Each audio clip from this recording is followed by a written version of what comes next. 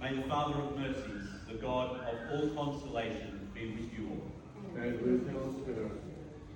Brothers and sisters, we gather here today in this church to pray for Patrick, to pray for each other, to remember him, and to express our faith and our hope in eternal life.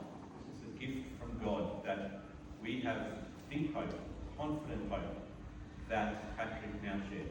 That's why we gather, not just to remember him, but to pray for him and to express our faith in God through this celebration of the Eucharist which Jesus has given us.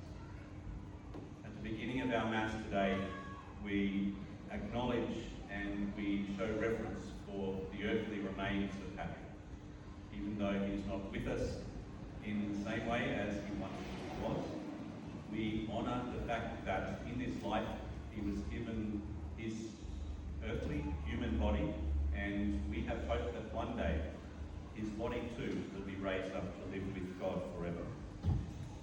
In baptism, Patrick was given a share in the death and resurrection of Christ.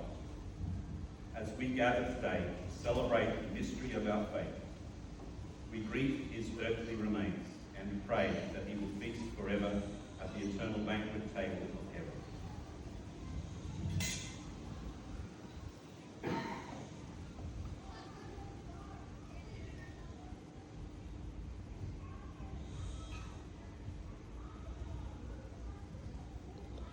So let us pray.